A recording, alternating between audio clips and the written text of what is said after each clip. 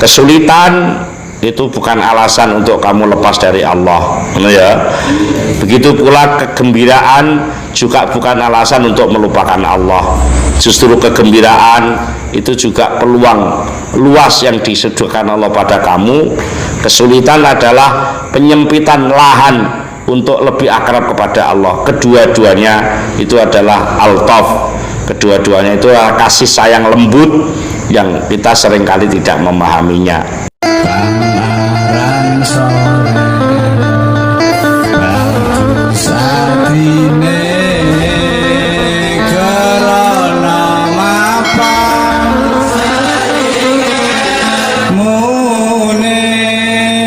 Ketika orang merasa kesulitan, jangan menutup diri terhadap harapan-harapan untuk hilangnya kesulitan itu. Karena apa? Allah itu bisa saja lek ngarani. Saiki contone wae lah. Contoh sejarah sing awake dhewe sering krungu. Kanjeng Nabi nalikane berangkat hijrah kuwi sakjane lah ditututi karo Surakoh sing dadi utusane wong kafir Quraisy, apa dikongkon apa nyegat Kanjeng Nabi Mbak Abu Bakar kon mateni. Akhirnya kan mlebu gua karo Abu Bakar. Coba apa yang menyelamatkan itu?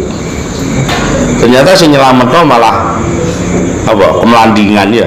Ngerti kemelandingan? Sing gawe sawang. Jadi Allah ki nglindungi Kanjeng Nabi ora usah mbangun benteng gede dhuwur, gak usah, cukup kemelandingan ngono wong wis balik dhewe. Niku kok akeh sawange, akeh kemelandingane mesti ora mungkin ana wong mlebu rene, balik kowe. Itu bisa saja toh menyelamatkan sesuatu kesulitan dengan cara yang paling mudah. Jadi dengan cara yang paling mudah. Itu bisa saja Allah seperti itu. Maka jangan berhenti-hentinya kamu berharap kepada Allah, tapi juga kamu jangan merasa aman dengan apa yang diperlakukan Allah terhadap dirimu. Terus ar-raja wal khauf, berharap dan takut itu silih berganti. Sehingga makna dari semua taqallubat walak-wali lakon yang kita alami itu akan bermakna sebagai bentuk pendidikan dari Allah, yaitu apa? Jangan berhenti terus bergantung mengandalkan Allah. Untuk seneng juga jangan mengandalkan kesenangan, tapi andalkanlah Allah yang memberi kesenangan. Kalau kamu sedang sulit, juga jangan berharap ada pertolongan dari selain Allah, tapi kembalilah kepada Allah agar Allah sendiri yang menyelesaikan. Metenteng kaya apa le awakmu, metenteng le Allah gak maringi apa gak ora maringi. Karena itu sesulit apapun jangan menutup harapanmu kepada Allah. Segembira apapun jangan menutup hatimu sehingga lupa kepada Allah. Gembira juga harus ingat Allah, susah juga harus ingat Allah. Itu yang terpenting. Jangan merasa tenang dan beres, bahasa wong saiki. Jangan merasa beres hanya melihat apa yang sedang kamu alami secara sagedakan. Harus segera kamu mendalaminya, segera kembalikan bahwa itu yang mendatangkan Allah. Ojo mandeng barange, tapi segera ingat sapa sing nekane barang itu. Itu harus dilatih terus. Jadi apa yang sedang menenangkan hatimu dari suatu tampilan-tampilan ini, jangan lupa bahwa itu semua adalah qada qadar takdirnya Allah. Itu hanya bungkus dan penampilan, tapi sebenarnya itu kekuasaan Allah. Jadi jangan lupa bahwa itu digerakkan oleh Allah. Jangan lupa bahwa apapun yang kamu hadapi itu adalah semua datang dari Allah. Lek ngepasi sing teko seneng ya aja lali sing nekane Allah. Lek ngepasi sing teko kesulitan ya aja menutup harapan bahwa Allah juga yang akan menghilangkan kesulitan itu. Itulah yang dimaksud sunnah robbaniyah. Sunnah robbaniyah itu kebiasaan penataan Allah. Jadi Allah ke biyen nek gawe ngono kuwi. Apa-apa tibae sak gandeng. Sulit mudah kuwi sak gandeng, penak gak penak kuwi sak gandeng. Jadi jangan dilepas salah satu. Yang mana kedua-duanya itu pintu menuju Allah. Itulah tauhid. Jadi nek kowe milih seneng tok lali karo susahe ya kleru. Kowe ngadepi susah lali karo bungae ya kleru ya. Sing bener apa? Susah kuwi ndang dinggo alat ngenal Allah, bunga ya dinggo alat ngenal Allah. Cuma jenenge dewi-dewi. Tapi kedua-duanya di pintunya Allah. Lek seneng masuk kepada Allah dengan kesyukuran, lek susah masuk kepada Allah dengan kesabaran.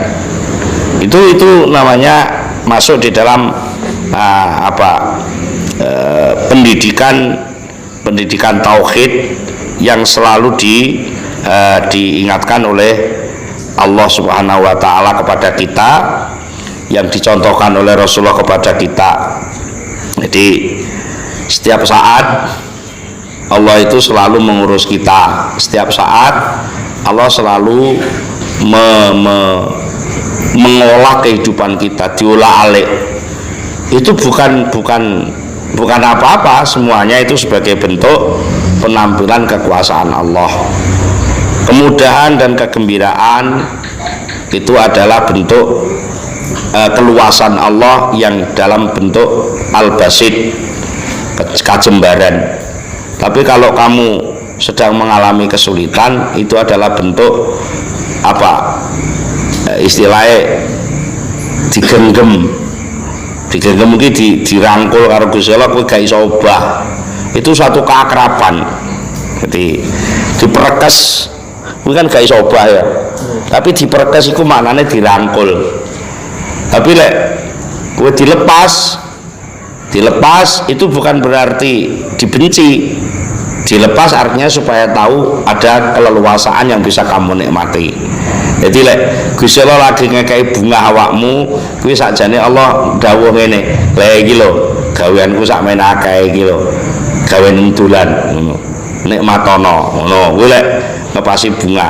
Lek ngepasi susah, ngepasi sempit, kamu jangan merasa disusahkan, tapi Allah berkata pada kamu, "Le, kowe aja keluyuran ning ndi-ndi. Kene lho nyedek karo aku kene. Wis iko kuwi gaweanku kabeh wis ora usah mbok reken, wis ngereken aku ae."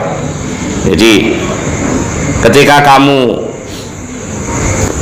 dibuat longgar oleh Allah, itu sebenarnya kamu sedang menjadi menjadi semacam kayak jadi nganten, lungguh ning dhuwur kuwade, disandangi begitu lengkap dengan perhiasan yang lengkap, gurine didekor lengkap, disanjung-sanjung wong sak undangan kabeh memperhatikan kamu. Itu namanya kamu sedang dijadikan kelonggaran oleh Allah. Njukuk mangan dhewe ora oleh dijukukno pelayan ya. Jadi semuanya ada yang melayani. Tapi suatu saat nanti pada saatnya kamu harus melepas itu semua. Sandanganmu sing apik-apik, perhiasanmu sing apik-apik kudu mbok copot. Karena apa? Untuk menyatukan cinta dengan istrimu atau suamimu. Piye? Kudu gelem muda. Jadi telanjang itu bukan kehinaan, tapi telanjang itu artinya kesempatan untuk menyatu.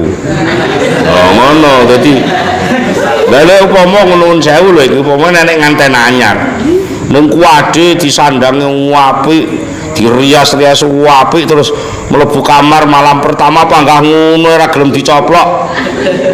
Ayo Dik, dicoplok Dik iku anune.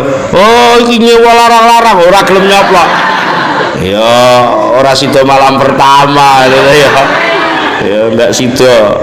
Jadi suatu ketika Allah mengakrabkan dirinya kepada kamu itu dengan cara menelanjangi kamu.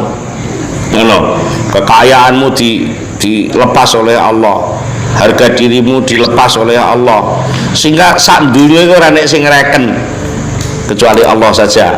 Nah, itulah kesempatan kamu untuk apa? Menyepi bersama Allah. Wis sak dunya berpaling enggak masalah, yang penting saya bersatu dengan Allah. Kaya sing diceritane kok umat Nabi Musa sing tak kandhane kok. Jadi omong-omong mbek Gusti Allah, Gusti mung sak dunya niki pun guwething kalih kula kabeh. Mongko jenengan niku pangeran. Mosok jenengan pangeran enggak ajeng niru-niru gedeng kados wong-wong niku. Lah itulah namanya penyatuan hati. Jadi kesulitan itu bukan alasan untuk kamu lepas dari Allah, ya. Begitu pula kegembiraan juga bukan alasan untuk melupakan Allah. Justru kegembiraan itu juga peluang luas yang disediakan Allah pada kamu. Kesulitan adalah penyempitan lahan untuk lebih akrab kepada Allah. Kedua-duanya itu adalah al-taf. Kedua-duanya itu adalah kasih sayang lembut yang kita seringkali tidak memahaminya. Jadi iya ya ngono kuwi. Susah kuwi ya ora perlu diterus-terusne. Bunga kuwi aja terus di apa jenenge dianggap itu sudah selesai. Di dalam kegembiraan ada tugas untuk mensyukuri, di dalam kesusahan ada peluang untuk mendekatkan diri kepada Allah Subhanahu wa taala, yang kedua-duanya menjadi sebuah kesempatan untuk benar-benar mendekat kepada Allah. Itulah makna la ilaha illallah. Tidak ada Tuhan selain Allah, artinya tidak ada yang menyusahkan saya, tidak ada yang menggembirakan saya, semuanya dari Allah. Dan kegembiraan dan kesusahan itu hanya bungkus penampilannya, tetapi isinya tetap Allah, dan Allah itu satu. Benar. Jadi perbedaan-perbedaan itu hanya tampilan-tampilannya saja, tapi intinya salurannya hanya satu dari Allah Subhanahu wa taala. Sehingga Allah mampu memasukkan kehinaan di dalam kemuliaan, Allah bisa memasukkan kemuliaan di dalam kehinaan.